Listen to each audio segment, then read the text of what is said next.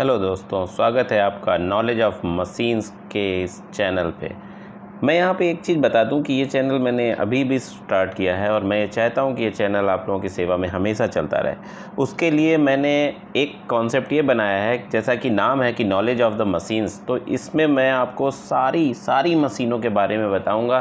कोशिश करूँगा कि मैं ज़्यादा से ज़्यादा मशीनें आपके लिए कवर कर सकूँ और आपको एक अच्छा और बेहतरीन नॉलेज दे सकूं। मेरा जो उद्देश्य है वो सरल भाषा में अच्छी मशीनों के बारे में अच्छे से बताना है, ताकि आप अच्छे से समझ सकें। और ये जो उद्देश्य है वो ये उद्देश्य है मेरा कि मैं आपको एजुकेशनल तरीके से बताऊं, ना कि ऑपरेटिंग सिस्टम की तरह से। मैं चाहता हूं कि ITI, डिप्लोमा और जो बीटेक वाले स्टूडेंट्स हैं और जो प्रोफेशनल हैं वो भी, अगर उनको कई चीज़ें ऐसी होती हैं जो वो काम तो कर रहे होते हैं लेकिन उन्हें जानकारी नहीं होती है। तीसरी चीज़ मैं ये बताना चाहूँगा कि सॉफ्टवेयर के बारे में भी मैं बताऊँगा कि जो मैकेनिकल से रिलेटेड सॉफ्टवेयर्स हैं वो कैसे यूज़ करें, या उसके यूज़ के बाद आपको कहाँ जॉब मिल सकती है या आप क्या कर सकते हो।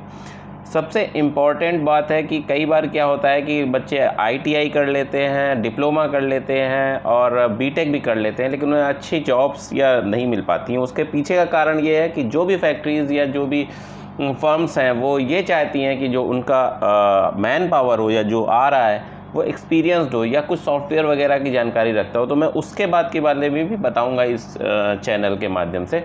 तो मैं चाहता हूं कि आप लोग इस चैनल को सब्सक्राइब कर लें, ताकि मैं जो भी वीडियो अपलोड करूं ऐसे वो आपके पास तुरंत पहुंचे। अभी मैं ज़्यादा समय ना बर्बाद करते हुए मैं अपने इस चैनल को स्टार्ट करता हूं। मैं अपने इस टॉपिक को, जिसका जो टॉपिक है कि type of the machine, milling machine, then start the video.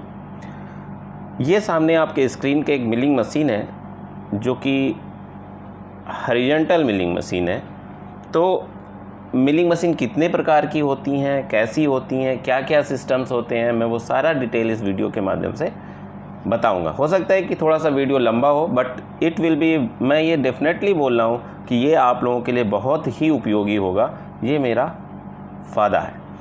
तो स्टार्ट करते हैं कि सबसे पहले क्या होता है ये मैं बताता हूँ कि ये है मशीन का बेस।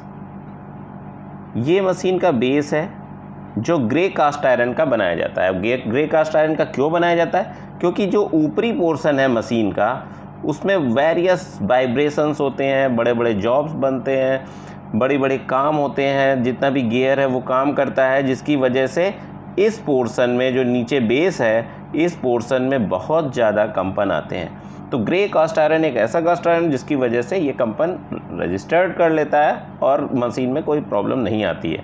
दूसरी बात आती है कि इसका जो दूसरा चीज़ होती है वो है ये कॉलम। ये कॉलम अंदर से खोखला होता है और इसके अंदर सारे गियर्स होते हैं, मोटर्स होती हैं और जितना भी ऑपरेटिंग सिस्टम है सब इसके अंदर ही लगा होता है, जो इसको मिलिंग को बहुत ही स्ट्रेंथ देता है। और ये सिस्टम आज का नहीं है, बहुत ओल्ड है। अब तो नई नई मशीनें आ गई, 5 axis machine, 6 axis machine, 7 axis machine and so on, जो आपको 3 से 4 माइक्रोन, 5 माइक्रोन के बीच एक्यूरेसी देती हैं। मैं आपको सच बता रहा हूँ कि कुछ ऐसी मशीनें हैं जैसे DGM मूरी वगैरह की, जिनके मशीनिंग के बाद आपको ग्राइंडिंग की भी ज़रूरत नहीं होती। वो मैं बाद में बताऊंगा। अभी मैं जिस टॉपिक पे हूँ उस पर ही आगे बात करता हूँ। अभी मैंने बताया ये बेस है, ये कॉलम है और ये तीसरा जो है ओवर आर्म है, जिसको ओवर आर्म बोलते हैं। ये भी इसी में आर्मर लगा होता है। और जो मेन है ये आर्मर सपोर्ट है, इसको आर्मर सपोर्ट बोलते हैं। आर्मर सपोर्ट के बाद जो ये है ये आर्मर है। इसको स्पेंडल नहीं बोलते, ये बहुत खास ध्यान रखना है कि इसको स्पेंडल नहीं बोलते हैं, इसको आर्मर बोलते हैं। ये जो है इसको हम बोलते हैं योक, ठीक है। ये सपोर्ट करता है। और यहाँ पे इस जगह पे जो चीज़ लगी हुई है, बहुत बारीकी से देखिए, ये बैरिंग है जिसमें आर्मर, ये बैरिंग है और इसके अंदर भी बैरिंग लगी हुई है जिसके ऊपर ये आर्मर टिका हुआ है और चलता है और ये मशीन वर्क करती है। आर्मर के इस पोर्शन में हमारा side and face tool, milling tool, जितने भी टूल्स होते हैं वो इस जगह पे होल्ड किए जाते हैं, बांधे जाते हैं, और वर्क पीस हमारा ये टेबल पे होल्ड होता है, जो कि वाइस के द्वारा भी हो सकता है, और नॉर्मल स्लॉट होते हैं इस टेबल पे जो कि एक निश्चित डिस्टेंस पे होते हैं, कभी 100 mm पे होते हैं, कभी 80 mm पे होते हैं, वेरियस मशीन के हिसाब से वेरियस होते हैं। उसमें टी क्लैम्प के साथ इसको होल्ड कर लिया जाता है। अब बात आती है कि ये वर्क कैसे करता है। तो ये जो टेबल है ये इसकी वजह से इस साइड एंड इस साइड मूव करती है। टेबल इस साइड मूव करती है। दूसरी चीज़ आती है कि नी, ये हमारा नी है जो कि स्क्रू जैक, ये जो स्क्रू जैक है इस पे टिका होता है। जब हम इस पोर्शन पे हैंड से रैपिड देते हैं तो ये ऊपर की ओर शिफ्ट करता है, मशीन हमारी ऊपर की ओर जाती है। यानी फिर से समझते हैं, टेबल राइट एंड लेफ़्ट की तरफ जाता है, और जब हम नी के पास जाते हैं तो वो अप एंड डाउन मूव करता है। इसके बाद जो सैडल होता है, ये सैडल होता है, ये इस पे ध्यान से देखिए, इसके नीचे, टेबल के नीचे एक सैडल, इसको सैडल बोलते हैं। जो सैडल जो है वो मशीन को इस पोर्शन पे और इस पोर्शन पे गति कराता है। यानी कि अब आप देखिए मशीन 3 एक्सेस में चलने लगी। पहला एक्सेस ये हो गया, दूसरा एक्सेस ये हो गया, और तीसरा एक्सेस ये हो गया। यानी इस तरीके से ये मशीन वर्क करती है, चलती है और काम करती है जब ये जैक स्क्रू के माध्यम से ऊपर जाती है। इस तरह से ये हमने आपको बताया। इस साइड में भी एक चीज़ और शेष रह गई है जो आपको बतानी चाहिए। इस जगह पे गाइडवेज होते हैं जिस पे कि ये पूरा का पूरा सिस्टम अप एंड डाउन होता है। इस तरीके से हमने मिलिंग के बारे में समझा। अब आती है बात कि टाइप ऑफ मिलिंग की। तो इसको हम 3 कैटेगरी में बांट सकते हैं। वैसे तो कई ऑप्शंस हैं, कई तरीके से बांटते हैं, बट मेनली जो ज़्यादा प्रचलित है वो 3 तरह हैं: horizontal milling machine, vertical milling machine and universal milling machine. अभी आपके सामने जो फ़ोटो है वो एक हॉरिजॉन्टल मिलिंग मशीन की। अब आप कहेंगे कि हॉरिजॉन्टल कैसे, तो मैं एक बहुत ही सरल तरीका बताता हूँ कि इसको हॉरिजॉन्टल क्यों कहते हैं, उसको वर्टिकल क्यों कहते हैं, उसको यूनिवर्सल क्यों कहते हैं। जो इसका आर्बर है वही मेन है। ये आर्बर जो इस तरीके से है तो ये हॉरिजॉन्टल है। हॉरिजॉन्टल पोजीशन के होने के कारण इसको हॉरिजॉन्टल मिलिंग मशीन बोलते हैं। ठीक। अब दूसरी बात आती है कि दूसरी मशीन जो है वो है हमारी वर्टिकल मिलिंग मशीन।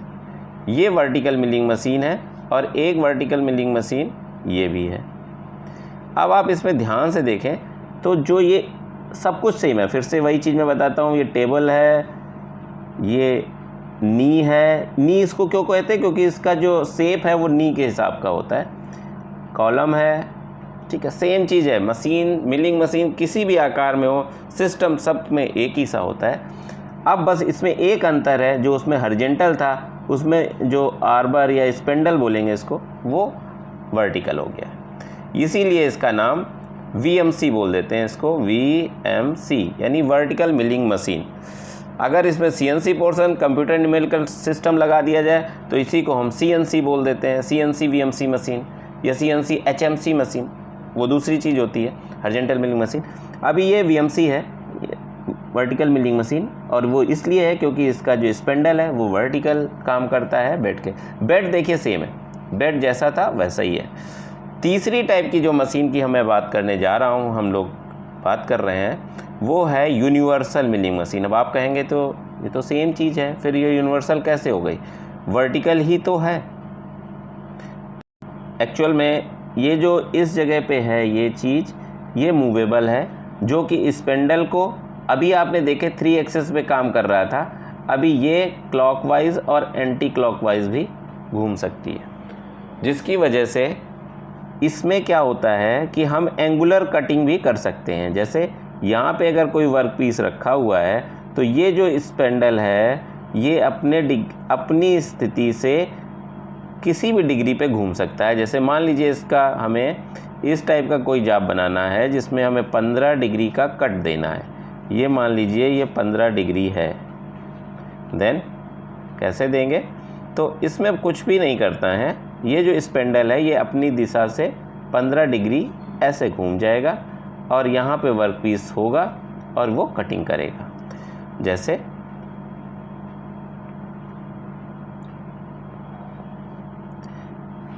यहाँ पे वर्क पीस है और ये स्पेंडल 15 डिग्री पे घूम गया है और ये हमारा कटिंग टूल है, एंड मिल है, और ये इस वर्क पीस को काटेगा। अब जब ये काटेगा तो ये 15 डिग्री ऐसे काट देगा। तो हमारा जो शेप बाहर निकल के आएगा वो शेप आएगा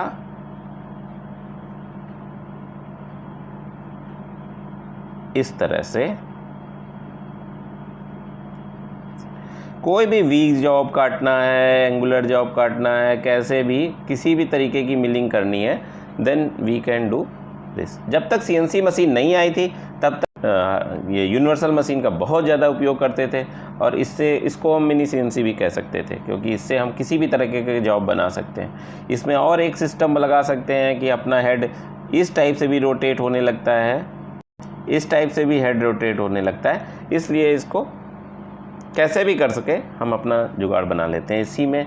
तो हमने अभी आज देखा कि मिलिंग मशीन कैसे काम करती है, उसमें कौन कौन से पार्ट होते हैं, मिलिंग मशीन के कितने टाइप हैं, ये सब मैंने आपको आज इस वीडियो में बताया।